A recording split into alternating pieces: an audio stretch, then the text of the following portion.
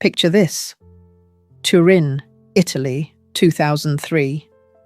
A man stands on the balcony of his family's historic palazzo, looking out over the city his grandfather built into an industrial empire. He's worth billions. He controls one of the most powerful companies in Europe. He has everything money can buy, and in just a few years, he'll be gone. Destroyed not by his enemies, but by the very legacy he was born to protect. This is the story of Giovanni Agnelli, the last king of Fiat, and how the weight of an empire crushed the man who wore its crown. Born into an empire. Giovanni Alberto Agnelli was born on April 19th, 1964, into a world most people can only imagine. The Agnelli family wasn't just wealthy. They were Italian royalty without the title, the closest thing the country had to an American dynasty like the Kennedys or Rockefellers. His great-great-grandfather, Giovanni Agnelli, had founded Fiat in 1899, transforming it from a small automobile manufacturer into a symbol of Italian pride and industrial might. His uncle Gianni, known to everyone as l'Avvocato, controlled the empire with a style that made him a legend. By the time little Giovanni Alberto came into the world, the family didn't just make cars. They shaped the destiny of an entire nation. But being born into paradise came with a price that would take decades to fully reveal itself. The boy grew up in a gilded cage. While other children played in parks, Giovanni Alberto wandered through Renaissance palaces. While other kids rode bicycles, he was driven in Ferraris and Maseratis. The family owned more than just companies. They owned newspapers, soccer teams, entire towns where Fiat workers lived and breathed the Agnelli name. Young Giovanni was groomed from birth to one day take control of it all, to become the next guardian of a legacy that employed hundreds of thousands of Italians and represented the country's economic backbone. His childhood unfolded across multiple continents. The family maintained residences in Turin, Rome, Paris, New York, and St. Moritz. Giovanni Alberto learned to ski in the Swiss Alps before most children learned to ride a bike. He spoke multiple languages before he was 10. He attended the finest schools, surrounded by the children of diplomats, aristocrats, and fellow industrial titans. On paper, it looked like a fairy tale. But fairy tales rarely mention the pressure, the expectations, the constant awareness that you're not just yourself, but a symbol of something much larger and far more demanding. The Agnelli family operated under a code as rigid as any royal house. Public behavior was scrutinized. Every word mattered. Every photograph told a story that needed to align with the family's carefully constructed image. Gianni, the patriarch, was known throughout Italy as l'Avvocato, the lawyer, though he'd barely practiced law. What he practiced was power, and he did it with a style that made him a legend.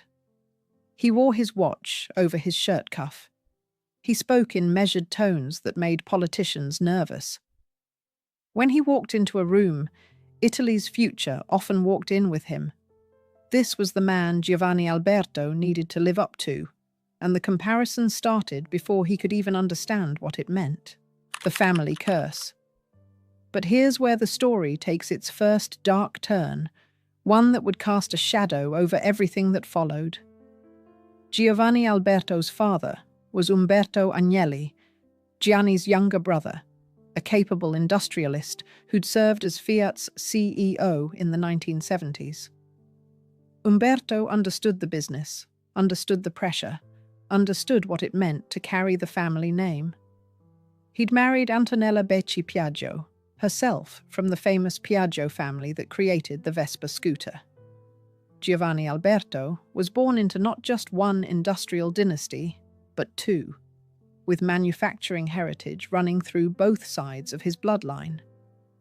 But the Agnelli family carried a darkness that no amount of wealth could illuminate. Tragedy had stalked them for generations. Gianni's own father had died in a plane crash in 1935.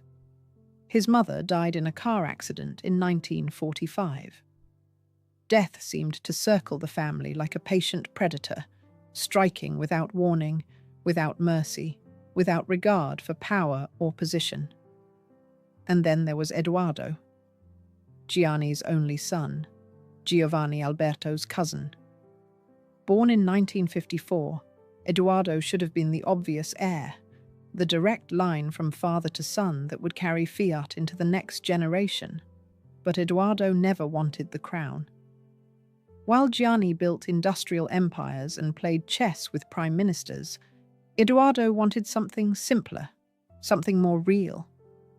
He studied Oriental literature and philosophy at Princeton. He traveled to the East, searching for spiritual meaning in places far removed from boardrooms and balance sheets. He converted to Islam, taking the name Mahdi. He rejected the polished Agnelli image that his father had perfected. The conflict between Gianni and Edoardo became one of those open secrets that everyone in Italy knew, but nobody quite discussed. Here was the most powerful industrialist in the country, a man who could bend markets and influence governments, and he couldn't convince his own son to follow in his footsteps. Eventually, Gianni gave up trying to groom Edoardo for leadership, recognizing that forcing the issue would destroy them both, which meant the succession had to skip a generation, which meant Giovanni Alberto, nephew rather than son, would have to carry the burden his cousin Edoardo had refused. Giovanni Alberto seemed different from his troubled cousin. Where Edoardo rebelled, Giovanni appeared to embrace his destiny. When his parents divorced in 1974, he moved with his mother to the United States, attending the McCallie School in Chattanooga, Tennessee.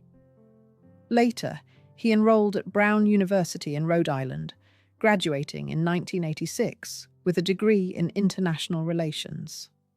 His thesis focused on the Middle East, demonstrating the kind of global perspective that would be essential for leading a multinational corporation. After graduation, he returned to Italy, determined to learn the family business from the ground up. He didn't just want to inherit an empire. He wanted to earn the right to lead it. At 18, he'd already worked on a Fiat production line under the false name Giovannino Rossi, hiding his identity so he could understand the reality of manufacturing without the deference that came with his surname. He worked in different departments, learning manufacturing, learning finance, learning how to manage the thousands of people whose livelihoods depended on decisions made in wood-panelled conference rooms. Those who worked with him during these years remember a young man who took his responsibilities seriously. He wasn't the playboy some expected a billionaire heir to be. He asked questions. He listened. He seemed genuinely interested in understanding not just how to run the company, but how to make it better, how to navigate the changing automotive landscape where Japanese manufacturers were eating into European market share and new technologies demanded new thinking. In 1987, Giovanni Alberto joined Piaggio, the scooter manufacturer connected to his mother's family. This wasn't a ceremonial position. He worked as assistant to the president, learning the business from experienced managers who didn't coddle him because of his name. 6 years later, in February 1993, at just 28 years old, he was appointed president of Piaggio. The company was struggling, losing ground to competitors, hemorrhaging money. Giovanni saw it as his chance to prove himself, and prove himself he did. Within a year, he'd transformed Piaggio into the leading scooter producer in Europe and the fourth largest globally. He modernized production facilities. He invested in new technologies. He championed employee training programs. He pushed for a company museum that would honor not just the brand, but the workers who built it. He believed, genuinely and passionately, that people were the heart of any successful enterprise. His approach was described as enlightened, progressive, focused on creating value for all stakeholders, rather than just maximizing profits for shareholders. On November 15, 1993, Giovanni Alberto joined the board of directors of Fiat itself. The Italian press loved the story. Here was the new generation, handsome and educated, ready to lead Fiat into the 21st century. Magazine covers showed him in expensive suits, his dark hair perfectly styled, his expression serious and determined. He looked the part. He sounded the part. In the summer of 1995, Giovanni Agnelli made it official, publicly announcing that Giovanni Alberto was his chosen successor, the future chairman of Fiat. The announcement sent a clear message. The succession crisis was solved. The family had found its next leader. Giovanni Alberto was 31 years old, energetic, capable, with a track record of success at Piaggio. He represented hope, continuity, the promise that the Agnelli dynasty would endure for another generation, the invisible enemy. But even as the headlines celebrated his ascension, something was wrong. Something was happening inside Giovanni's body that would change everything. He started experiencing strange symptoms in late 1996 and early 1997. Fatigue that sleep couldn't cure. Difficulty concentrating despite his sharp intellect. Physical discomfort that doctors struggled to explain. At first, the consensus pointed to stress, to the pressure of his position, to the psychological weight of carrying the Agnelli name. Rest more, they told him. Take vacations. Learn to delegate. The advice was well-meaning, but ultimately useless because it misunderstood what was actually happening.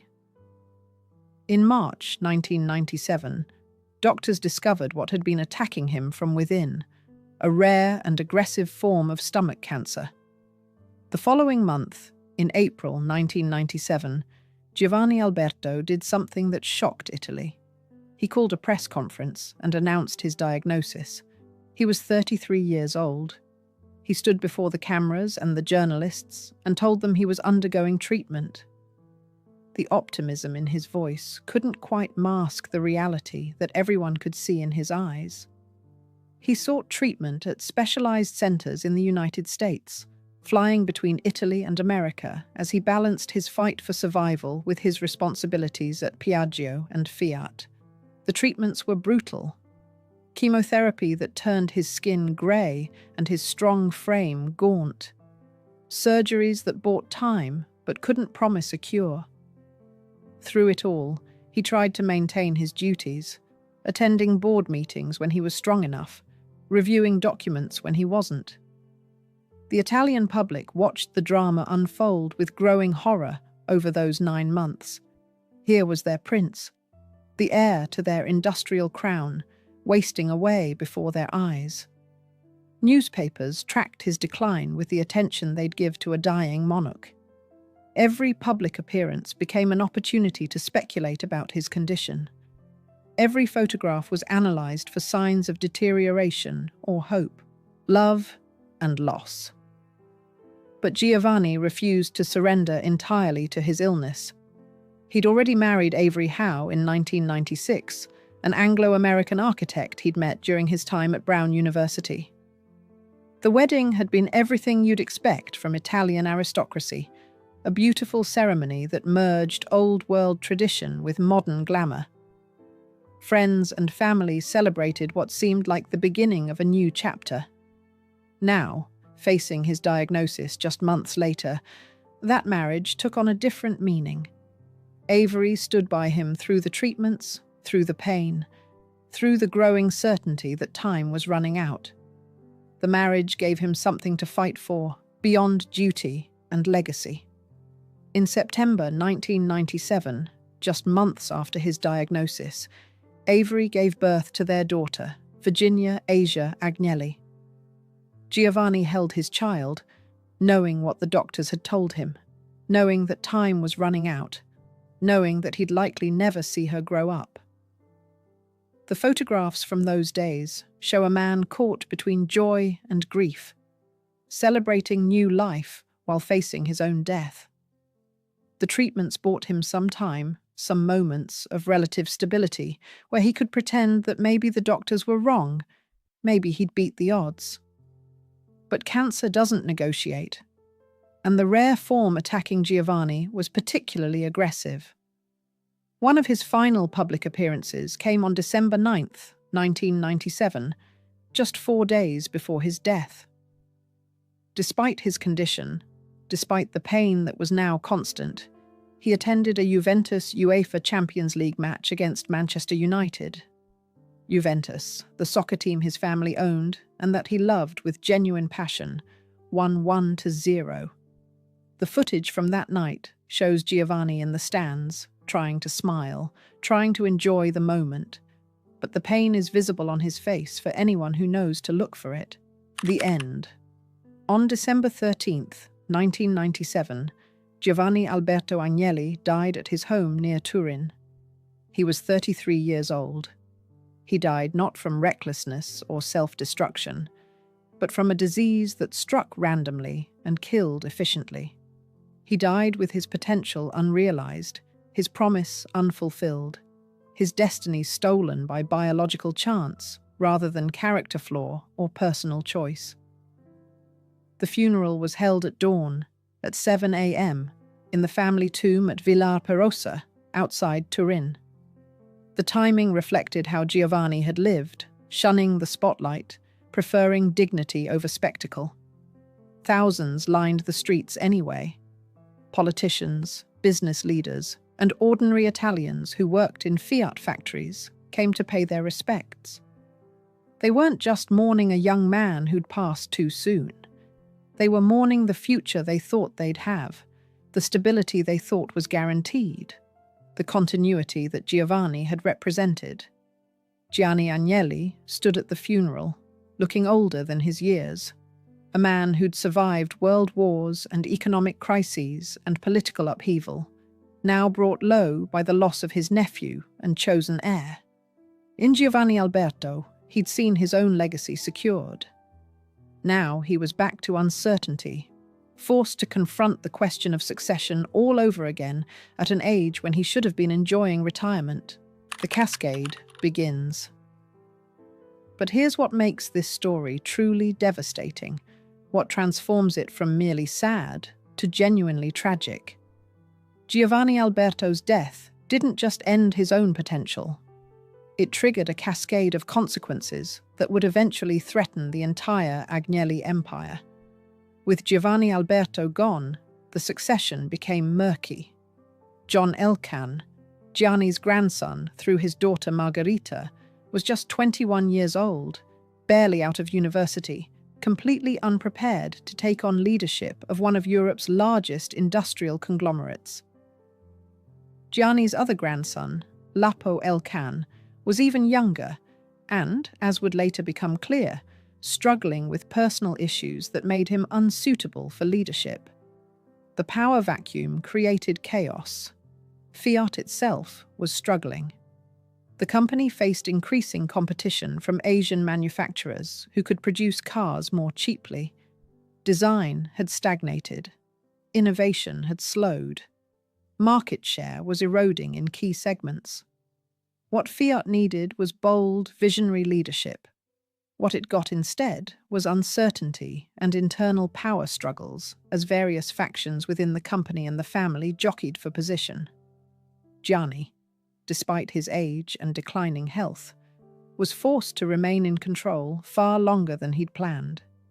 He appointed his brother Umberto, Giovanni Alberto's father, as chairman in 1997.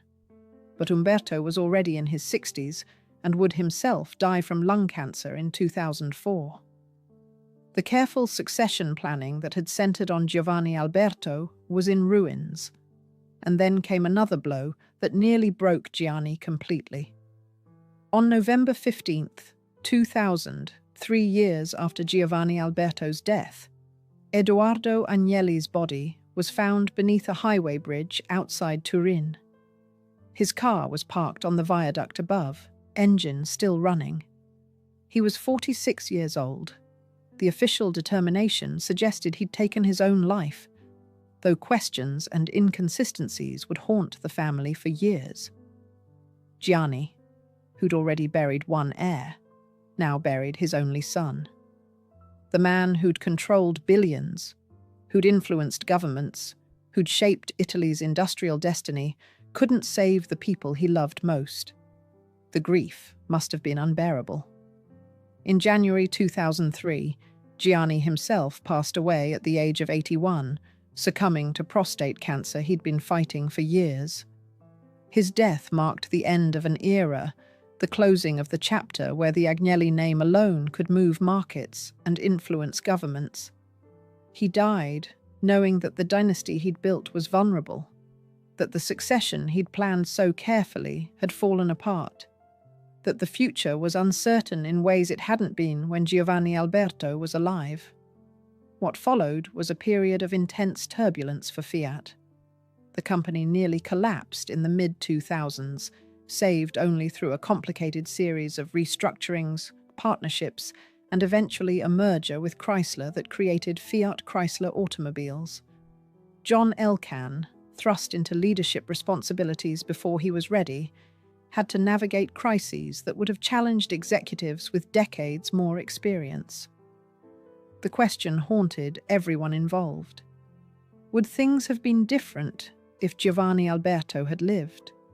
Would his leadership have prevented Fiat's near-death experience?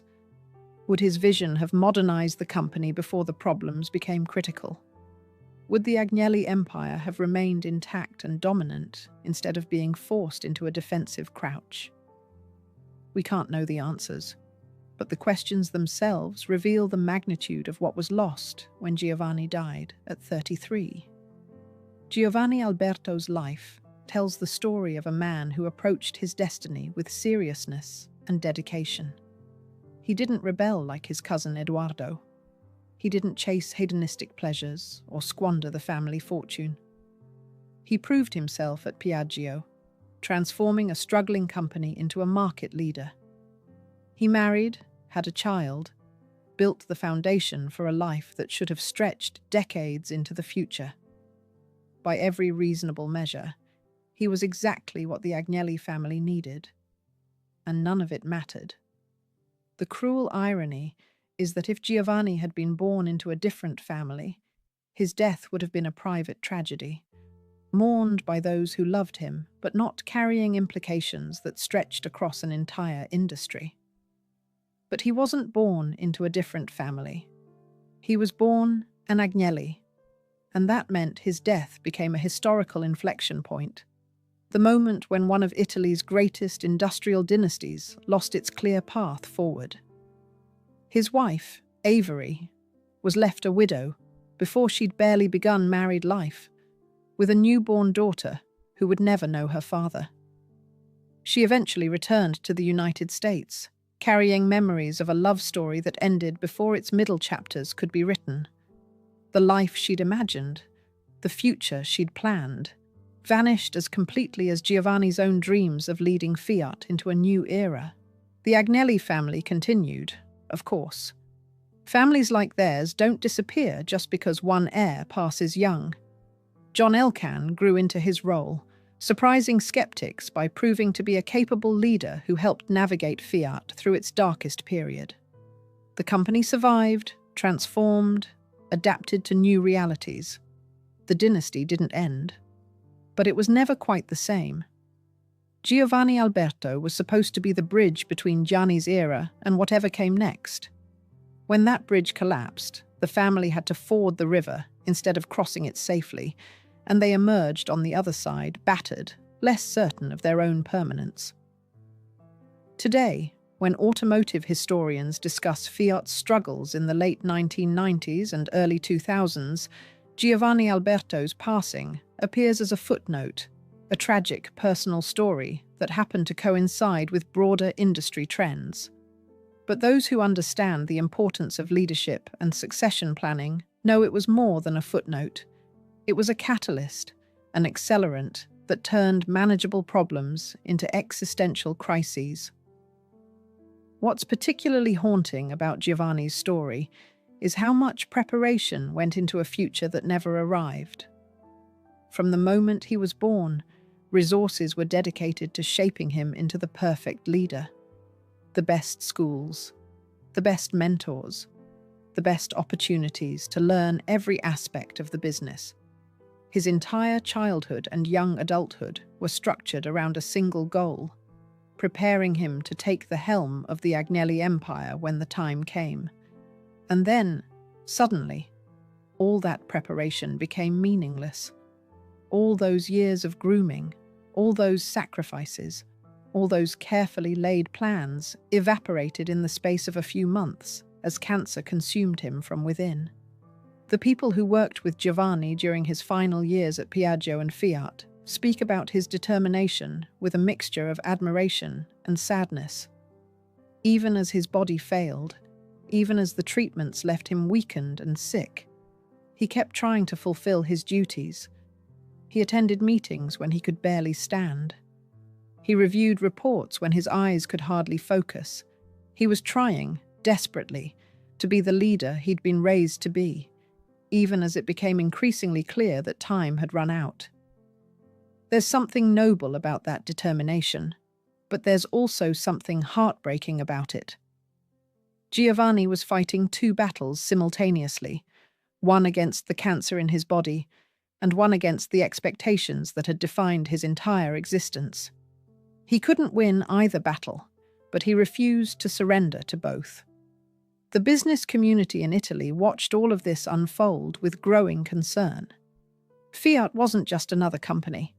It was a cornerstone of the Italian economy, a source of national pride, an employer of hundreds of thousands.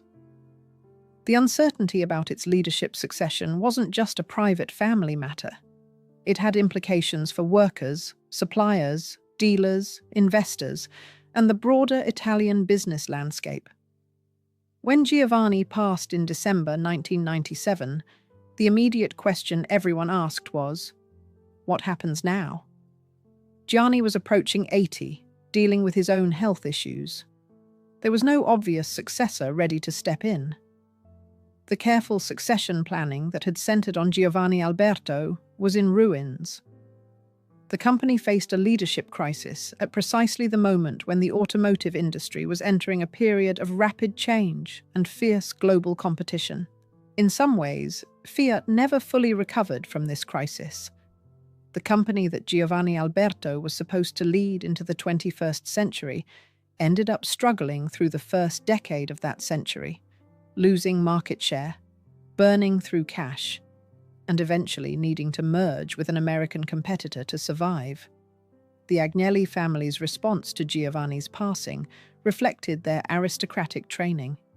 They grieved privately. They maintained their public composure. They dealt with the practical matters of succession and corporate governance without allowing the public to see too much of their internal struggles. It was classic Agnelli behavior. Present a unified, controlled front to the world, no matter what chaos might be happening behind closed doors. But those who knew the family well could see the cracks. Gianni, the patriarch who'd always seemed invincible, looked diminished. The certainty that had always characterized the Agnelli approach to business and life had been replaced by something more tentative, more fragile.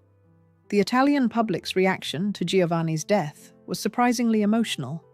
Thousands of people who'd never met him, who had no direct connection to the Agnelli family or to Fiat, felt genuine grief at his passing.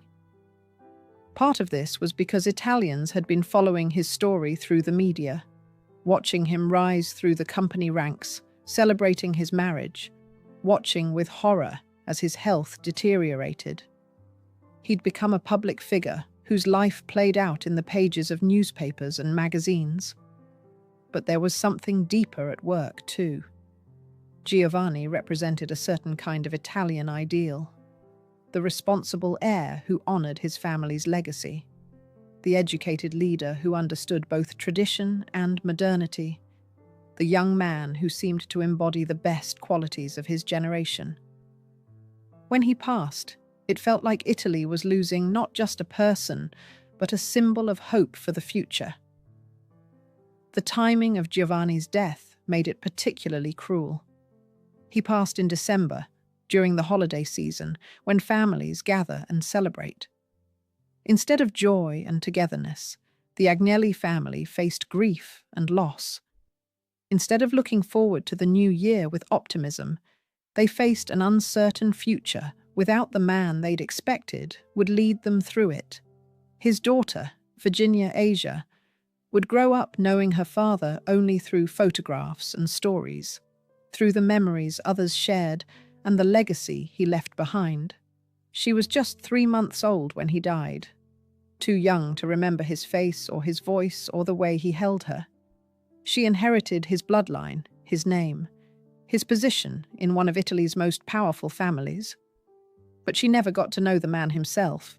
There's a museum at Piaggio now, opened in 2001, 4 years after Giovanni's death. He'd envisioned it during his presidency, wanting to create a space that celebrated not just the products, but the workers who made them, the community that sustained the company.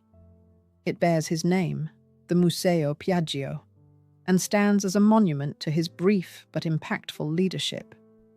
Visitors can see the scooters and motorcycles, but they can also learn about the people behind them, exactly as Giovanni had intended.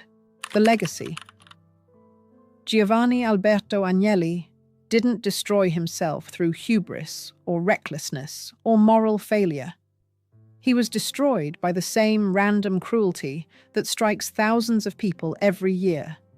People whose passings don't make headlines because they weren't born into dynasties. The difference is that when Giovanni passed, his unfulfilled potential represented more than just personal loss. It represented an alternate timeline where one of Europe's most important companies might have navigated the 21st century very differently. His grave in Villa Perosa stands as a monument not just to his life, but to all the lives he might have lived, all the decisions he might have made, all the changes he might have implemented, all the futures that died with him on that December day in 1997. In the pantheon of tragic figures in business history, Giovanni holds a unique place. He wasn't brought down by scandal or incompetence. He wasn't destroyed by rivals or market forces. He wasn't undone by his own character flaws or bad decisions. He was simply unlucky, struck by a disease at exactly the wrong moment in his life and in his family's history. The years following his death saw Fiat struggle in ways that perhaps vindicate those who wonder what might have been. Under the leadership of professional managers, the company faced crisis after crisis. By 2002, Fiat had taken out a €3 billion loan it couldn't pay back. The company that had once represented Italian industrial supremacy was on the verge of bankruptcy, facing the prospect of being taken over by its creditor banks. The dynasty endures. Giovanni's father, Umberto, took over as chairman after Gianni's death in 2003, but he was already battling lung cancer. He died in May 2004, just 15 months after his brother, adding another layer of tragedy to a family that seemed cursed by premature death. With both Gianni and Umberto gone, and with Giovanni Alberto having died 7 years earlier, the family faced its greatest leadership crisis in history. John Elkann, thrust into prominence at an age when most people are still figuring out their careers, had to mature quickly. He became vice chairman of Fiat in 2004 at just 28 years old, the same age Giovanni Alberto had been when he took over Piaggio. But unlike Giovanni, who'd had years to learn the business and prove himself, John was learning on the job during a period of existential crisis. To his credit, John proved more capable than many expected. He brought in Sergio Marchionne as CEO, a hard-driving executive who would eventually orchestrate Fiat's survival through the merger with Chrysler. But those early years were touch and go, with the company's survival genuinely in doubt. Analysts openly questioned whether the Agnelli family would maintain control, or whether Fiat would be broken up and sold off in pieces. Industry insiders who knew Giovanni and watched the crisis unfold often speak in hypotheticals. Would Giovanni have been bold enough to pursue the Chrysler merger? Would he have pushed for radical restructuring? Would his relationships with Italian unions have smoothed difficult transitions? The questions persist because the gap between expectation and reality was so vast. The accumulated grief the family endured was extraordinary. Gianni watched 3 potential heirs die before his own death. His father in 1935, Giovanni Alberto in 1997, and Edoardo in 2000. For the workers at Fiat and Piaggio, Giovanni's death represented the loss of a different kind of leader. His speeches and writings emphasized the human element of business, the idea that companies existed not just to generate profits, but to create value for everyone involved. He talked about workers as the true source of strength, about teamwork and shared objectives. In an era of increasing globalization and cost-cutting, his approach seemed almost quaint, a throwback to a more paternalistic time. But those who worked under him at Piaggio saw the results of that philosophy. The company turned around not just financially, but culturally. Morale improved. Innovation flourished. Workers felt invested in the company's success because they felt the company was invested in them. When Giovanni died, union leaders mourned him genuinely, not out of obligation, but because they recognized they'd lost an ally in the executive suite. The question of what happens to industrial dynasties in the modern world loomed large over Giovanni's funeral and continues to hover over the Agnelli family today. The old model, where a family could control a major corporation for generations through direct management, was already under strain in the 1990s. Professional managers with MBAs and global experience were increasingly seen as necessary for competing in international markets. Family control through holding companies and strategic board positions became the norm rather than direct operational leadership. Giovanni Alberto represented an attempt to square this circle, to combine family heritage with professional competence. He had the education, the work ethic, the demonstrated ability. He could have been both an Agnelli and a modern CEO. His death meant the family had to choose: find another family member who could navigate this balance, or surrender operational control to professional managers while maintaining ownership through financial structures. They chose the latter, which has worked after a fashion. The Agnelli family still controls Exor, the holding company that owns stakes in Ferrari, Stellantis, and various other enterprises.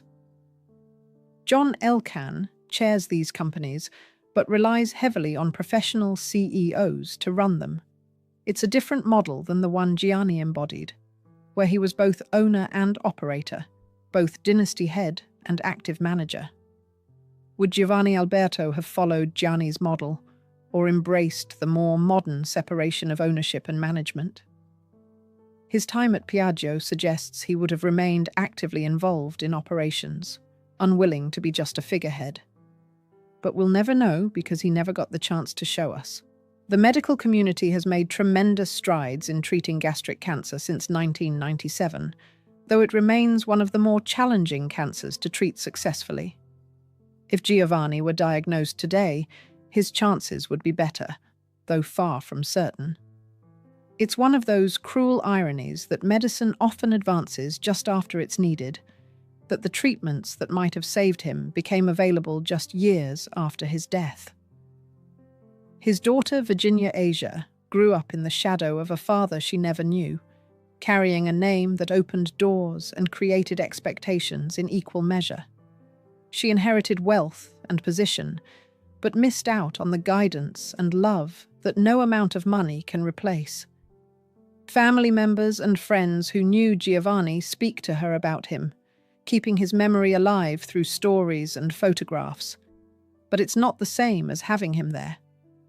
Avery Howe, his widow, chose to step away from the intense spotlight of the Agnelli world. She returned to her own life, her own career, eventually moving forward in the way that widows must when they're still young enough to have decades ahead of them. The Italian press respected her privacy in a way they hadn't always respected Giovanni's, perhaps recognizing that she'd already endured enough. The Juventus soccer team, which Giovanni loved and briefly served as president, dedicated its 1997 season to his memory. Players wore black armbands. Fans held moments of silence. The club, which had won the Champions League in 1996 under his presidency, reached the final again in 1997 and 1998, though they lost both times. Those teams represented the last gasp of Juventus dominance before the club entered a period of transition that mirrored Fiat's own struggles. In Turin, the city most associated with both Fiat and the Agnelli family, Giovanni's death was felt personally by thousands who'd never met him. Turin's economy revolved around Fiat. When the company struggled in the 2000s, the city struggled with it. Unemployment rose. Young people left for opportunities elsewhere. The confidence and prosperity that had characterized the Fiat era began to fade. Whether Giovanni could have prevented this decline is unknowable, but his absence meant there was no one to even try. The broader lesson, if there is one, might be about the fragility of succession planning in family businesses. No matter how carefully you prepare, no matter how thoroughly you groom an heir, no matter how perfectly they seem suited for the role, biology and chance can upend everything in an instant. Smart families have backup plans and contingencies, but even those can prove inadequate when tragedy strikes repeatedly. The Agnelli family's story is exceptional in its scale and visibility, but the underlying dynamic plays out in family businesses worldwide. The second generation that can't or won't take over. The third generation thrust into leadership before they're ready. The talented heir taken too soon. These are universal themes in family enterprise, and they rarely have happy endings. Giovanni Alberto's legacy exists in fragments now. The museum at Piaggio that bears his vision. The memories of people who worked with him and saw his potential. The what-ifs that business historians debate when discussing Fiat's trajectory. The genetic inheritance passed down to his daughter. The cautionary tale about making succession planning contingent on a single individual, no matter how capable they seem. That kind of tragedy lacks the moral clarity of a cautionary tale. It offers no lessons about hubris or excess. It just is, as senseless and cruel as the disease that caused it. And perhaps that's what makes it so haunting. We want our tragedies to mean something, to teach us something, to offer some wisdom that might help us avoid similar fates. But Giovanni's story offers no such comfort. It simply reminds us that sometimes the universe remains indifferent to our plans, our preparations, and our destinies. If you enjoyed this video, please like and subscribe to our channel so you never miss out on more fascinating stories.